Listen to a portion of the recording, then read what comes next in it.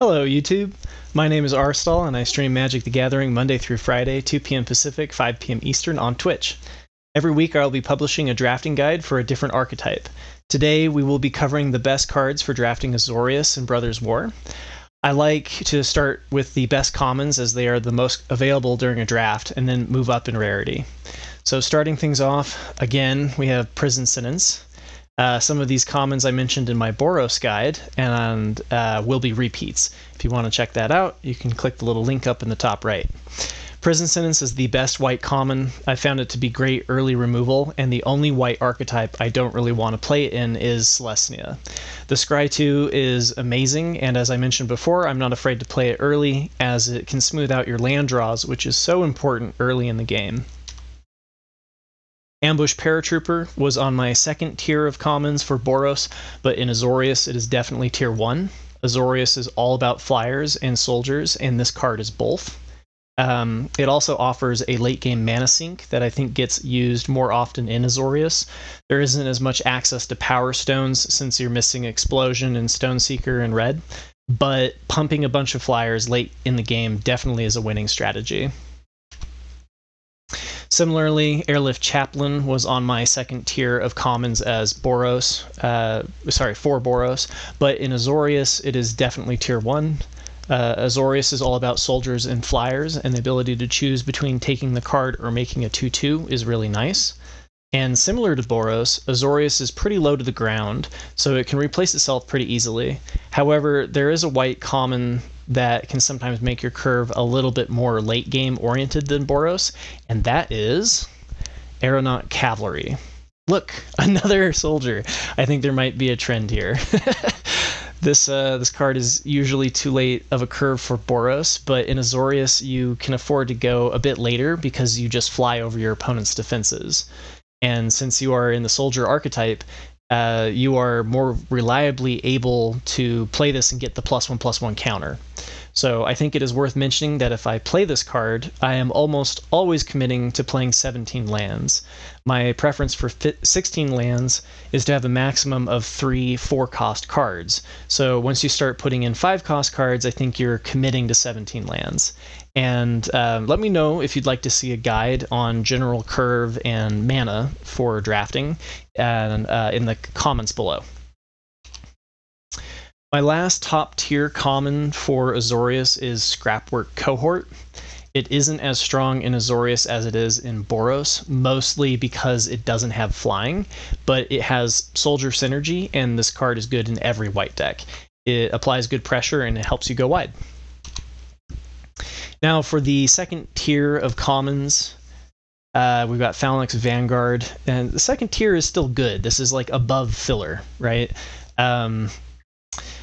Phalanx Vanguard is usually filler in white, but the soldier synergy in Azorius bumps this up. And the vigilance is nice, and there are a fair amount of cards that spawn multiple 1/1 artifact soldier tokens.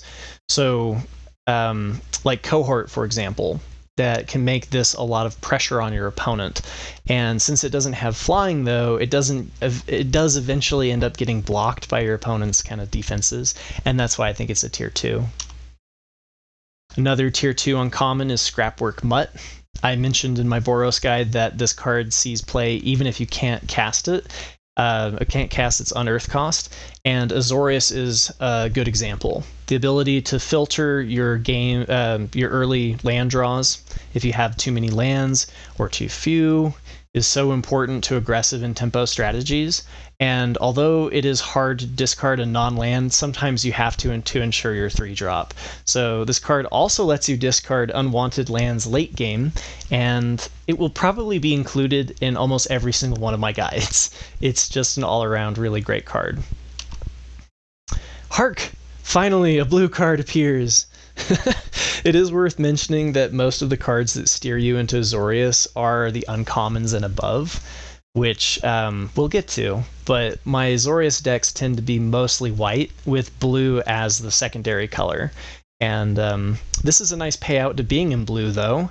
It usually ends up drawing you 2 cards and is great at chump blocking. The only other blue common that I think is worth mentioning is Weakstone's Subjugation. It's cheap removal, especially if you play it on a creature that attacked and is already tapped. And since your strategy is to get through in the air, you can also hold it to remove any of your opponent's reach creatures or flyers so that you can get through. Outside of Azorius, I don't really like this card very much because it doesn't actually remove the creatures or prevent its abilities. Like if they play a Siege Veteran, it's just going to keep pumping all of their stuff, so what that it's tapped. But it can be very good for removing a problematic blocker or flyer. On a similar note, another card that I really like in Azorius, but is filler in other decks, is Military Discipline. The reason is flying. When you use this to trade 1-for-1 to remove a blocker, it's nice to leave the +1 on a creature that can get through on a later turn, and the evasion of flying is great for that. And finally, we make it to the last common. On a side note, part of the reason Azorius is so strong is because of how many excellent commons are available. I think it is a very deep archetype and can support multiple people drafting it in one pod. During pre-release, I thought Lauren's Escape was going to be bonkers powerful, but it turned out to be more of a niche common than I think its niche is Azorius. And being able to protect your busted uncommons or rares is important for this archetype, and the Scry 1 is a nice little bonus. Now for the uncommons, as I mentioned in my previous guide, Static Net is absolutely broken. I love this card, and I'm going to take it one step further. I said it was almost a mythic level uncommon, and I'm going to just take it there. It's a mythic level uncommon. If you are in white, run this card. It removes more than just creatures. It's any non-land permanent. It gains you 2 life, and it ramps by creating a Power Stone. So I will take as many of these as I can get, and I'm happy to pack one, pick one this. Azorius even gets 2 mythic level uncommons. Zephyr Sentinel is a strong blue uncommon, but in Azorius it is busted. With so many soldiers, this plays as a 3/2 flash flyer for 2, and you can use it in response to your opponent playing removal. This is also a card that I will take as many of as I can get, and I'm a little less likely to pack one, pick one this, though, because Static Net just... for it to be the same level as Static Net, you need to be in Azorius. So it's still a really good blue card. It's still a really great pick. It's just not quite at that pack one, pick one level. Unless you're in Azorius, then go for it, right? All right, now for my tier 1 uncommons. Busted tier 1, tier 2, right? So Recruitment Officer is a great white uncommon. I think it's less important as a 2-1-for-1 compared to Boros, for example, where the early pressure is really important. But in Azorius, this ability is key. Finding more flyers is usually what you need to do to win, and this card does just that. Thopter Mechanic is a very strong blue uncommon. It is a Dimir superstar, where the archetype is based around drawing your second card. But it's still great in Azorius. It plays as a 2/1 that when it dies, it creates a 1/1 flyer. And so you don't have to, and you don't have very many ways to grow it. So you're usually okay with just trading it early and starting to apply pressure in the air. And now for the card that puts me in Azorius. Tactician? I've even seen some people try to splash this card, which I do not recommend. It is a 3/4 for 4 that is a Lord for 90% of your creatures in your deck, so it's absolutely fantastic. Combat Thresher is a bread and butter white uncommon. It will be in every guide that has white because you generally want to play this for its prototype cost. 3-cost creatures that draw a card have been great and limited, and this is no exception. And also, another one from my previous guide, Ashnod's Harvester is a top-tier uncommon that you can play even if you can't pay for its unearth cost. It is early pressure, and it answers self-mill as well as unearth strategies. And it's a great card. I would play 6 of these in Azorius as well as Boros, as long as you're trying to get that early pressure. And One thing that people have asked me, though, is whether or not you should splash for this, and I don't believe so. I think the answer is no. It's great if you already have a reason to splash black, but it's not a reason in and of itself. I feel the same way about Scrapwork Mutt. Yoetian Frontliner is a card that I think is usually filler, but is great in Azorius. Soldier synergy and being able to pump a flyer, even if it dies on the attack, and you just get to do it for 2 turns when you bring it back for Unearth, I think is still pretty good. And then the last standout uncommon for Azorius is actually a splash. I recommend running at least 4 sources of red for any splash of 1 to 3 cards. So sometimes it's too much of a burden on your mana, but as I mentioned earlier, white has a lot of cards that create 1/1 tokens, and this card makes it so you can use that to pump a flyer and hit for a ton of damage. I wouldn't necessarily want to ruin my mana just to play it, but it synergizes with cards like Scrapwork Cohort or like the Mythic Myrel. And if you have enough mutts, sometimes red is a decent splash. On to the rares. Siege Veteran is a broken card. Every guide with white will have it.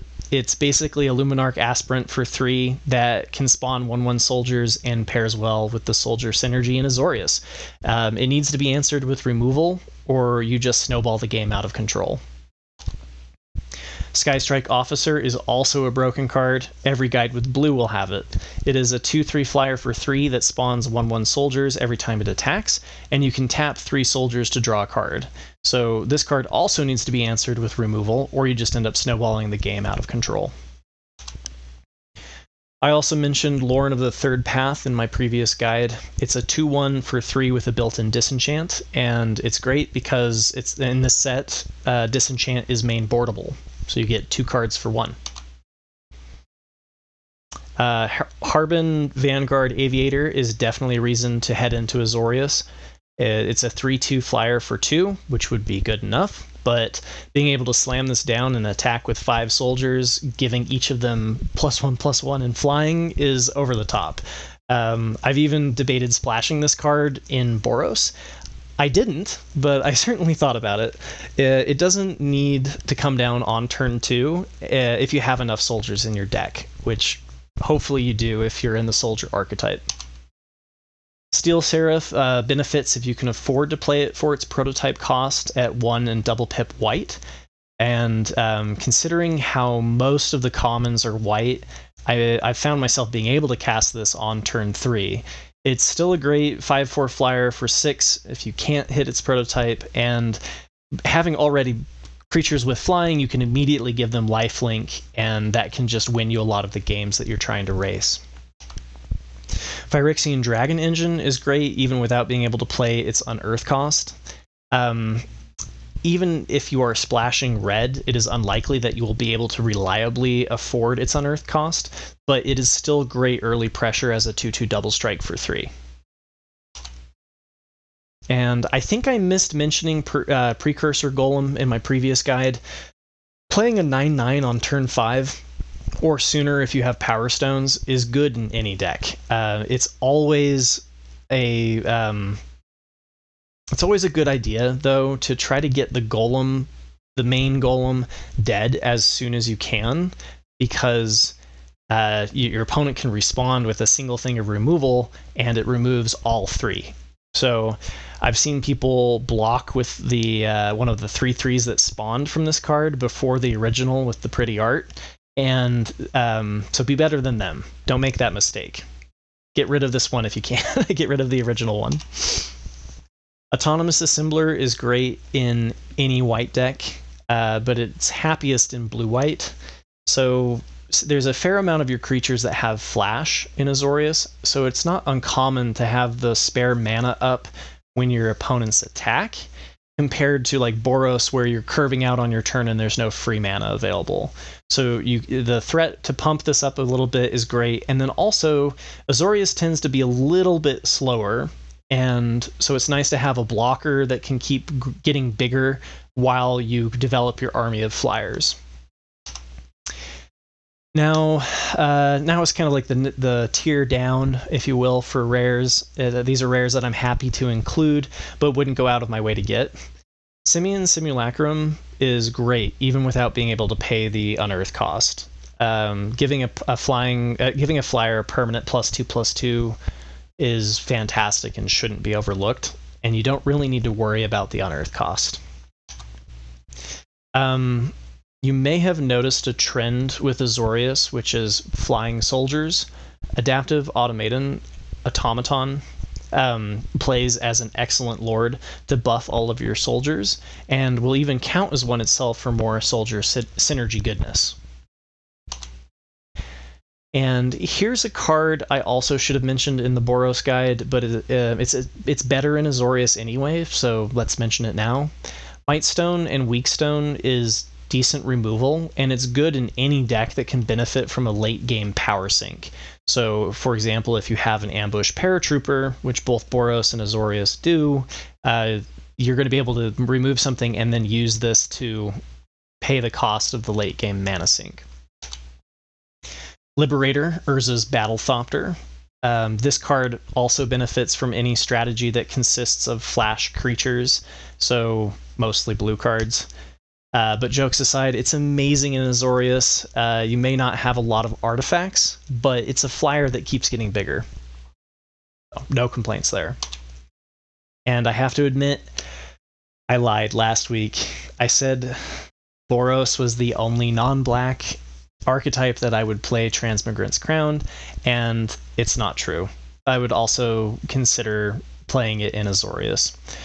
Although you're less likely to be attacking every turn at the price of trading like you are in Boros, Azorius still benefits from increasing the damage of an unblockable flyer, that if it gets removed, you get to draw a card. Definitely still stronger in black, but worth considering. Now for a card I can more confidently say you are only going to play in Azorius. Urza, Prince of Kroog, makes all of your 1/1 tokens into 3/3s, and you can start creating copies of your busted artifacts if you have them, like Steel Seraph or Autonomous Assembler. And hey, they even get the soldier synergy tacked on. Kayla's command is good if you are mostly white. Putting a +1/+1 counter and double strike on something with flying is great, and so is gaining the 2 life and scrying for 2.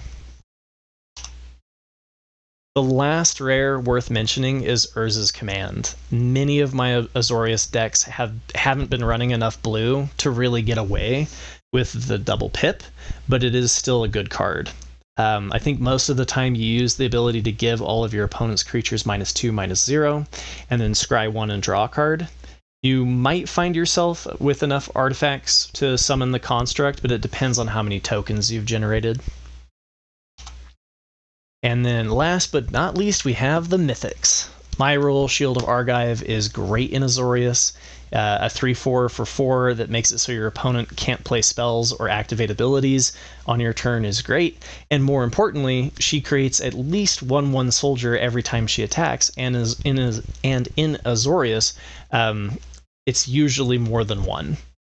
And so she can quickly bury your opponent. And if you have the Phyrexian Vanguard with it, there's just some obscene turns that can happen. I had an opponent play this and like summon 10 1/1s that all gave all of their stuff +2/+0, and it was just like, okay, GG. Another mythic that's worth mentioning is Surge Engine. It is a great blue mythic. Nothing especially better about it being in Azorius.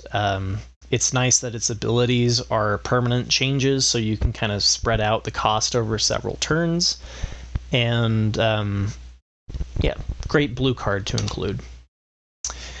Here's another card that I forgot to mention in the Boros guide, but it's also better in Azorius, so let's mention it now. You generally have more of a tribal deck with all of your soldiers in Azorius compared to Boros, which is a little bit more spread apart. So anthems are great in Azorius, and you usually have enough white to not worry too much about the double pip. And it also gives you some late game removal if they've figured out how to block your pesky flyers.